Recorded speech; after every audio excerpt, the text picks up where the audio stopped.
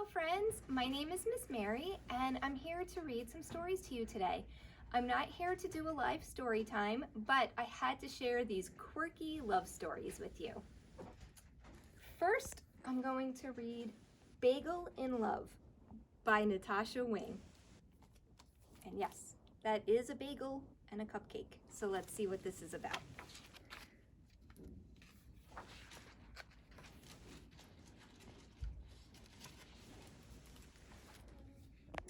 Bagel loved to dance. It made him happier than a birthday cake. He never felt plain when he was spinning and swirling, tapping and twirling. But he didn't have a dance partner, so he couldn't enter the dance contest. Here it says, "Dance contest tonight. Bring your partner to the Cherry Jubilee." Bagel asked the best dancer he knew in Bakersville to be his partner. Poppy told him his dance moves were half-baked. Ouch. He asked Pretzel, who was at the spa getting a salt rub. She told him his moves didn't cut the mustard. Matzo flat out told him no. Yikes. But Bagel didn't give up. He knew there had to be someone out there who'd love to dance with him. With a hop, skip, and a pirouette, Bagel set off to Sweet City. He waltzed up to a table at a busy cafe. "I bet you're all fabulous dancers." Croissant rolled her eyes. "Are you trying to butter us up?" "Actually," said Bagel, "I'm looking for a partner for the Cherry Jubilee dance contest." Bagel tap danced like the famous Fred Eclair. "Check out those fancy feet." "Call me flaky," said Croissant, "but those moves are totally stale." He held out his hand to Donut. "How about you?" Donut just stared at him, her eyes glazed over. "Make like a mixer and beat it," said Cake. Bagel felt dumped like yesterday's rolls. But he didn't give up. With all his courage, Bagel hopped onto a pedestal. "Whoever can match me step for step, I'll take to the Cherry Jubilee." While Bagel tap danced, Croissant, Donut, and Cake pointed and laughed. No one stepped forward to dance with him. Bagel felt pretty crummy. Soon the cafe emptied out. Everyone had gone to watch the contest. He climbed down from the pedestal. "Maybe next year," he whispered sadly. Bagel stood outside the empty cafe all alone. He heard music coming from the Cherry Jubilee. His feet started tapping again. To his surprise, he heard a reply. Tap, tap, tippity tap.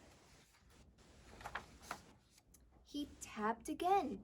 Tap, tippity, tippity, tap, tap, tap. Tap, tippity, tippity, tap, tap, tap, came the response. Who's tapping? Who it is? Out stepped the cutest cupcake Bagel had ever seen. Her frosting was piled high. She smelled oh so sweet. "Was that you I heard dancing?" asked Bagel. "Yes," said Cupcake, "but I'm not very good." "You sounded pretty good to me. I bet you're better than you think," said Bagel. "Shall we give it a whirl?" Bagel spun her around and around. Then he tossed her in the air and caught her in his arms.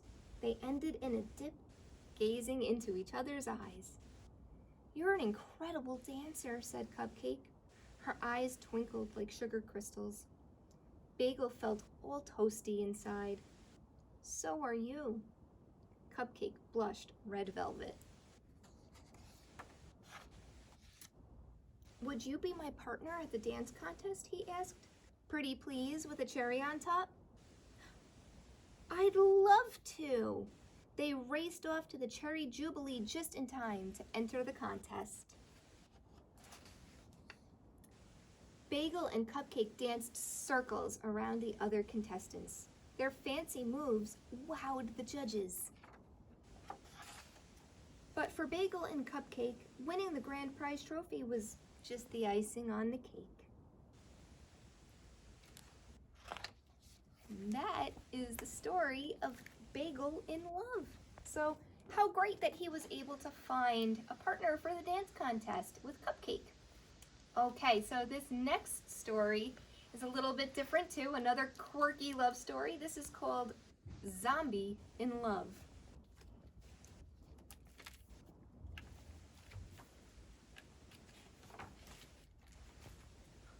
Mortimer was lonely.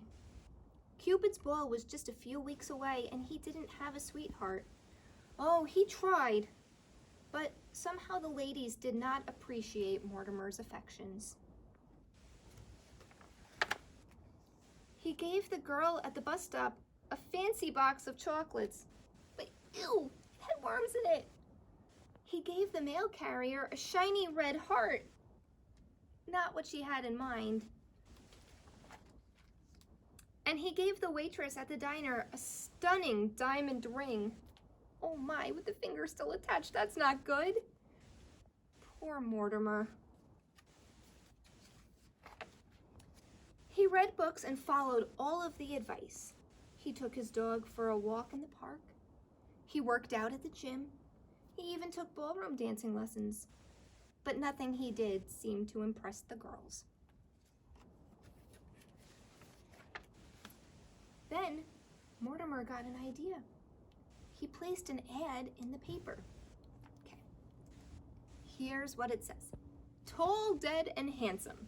If you like taking walks in the graveyard and falling down in the rain, if you're not into cooking, if you have half a brain, if you like waking up at midnight, horror films and voodoo, then I'm the guy who you've looked for, and I'm dying to meet you. Saturday at the Cupid's Ball, Punch Bowl, 7 p.m. Mortimer was sure this was the answer. On Saturday, he shopped for a new suit. He combed his hair. He put on his best cologne. Cupid's Ball was hopping. Couples were dancing and laughing and, well, having a ball. Mortimer took his place by the punch bowl and waited. Okay, do you think anybody's going to show up? Let's find out. Uh-oh. And waited. And waited. Each time a girl approached the table, Mortimer would smile. Like this. Oh, I'm sure he means well. And each time the girl would shriek and run away. He tried breath mints. He tried handing out roses. He tried being funny, but nothing worked. As the night wore on, the room began to empty. The punch bowl did not. Suddenly it became clear to Mortimer that nobody was dying to meet him.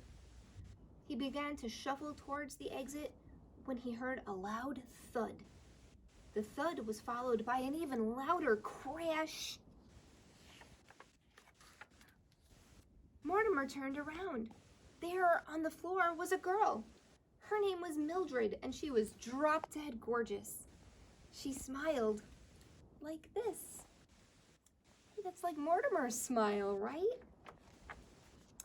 Mildred stood up and shook the pineapple rings from her hair.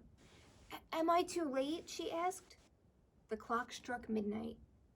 You're right on time, said Mortimer.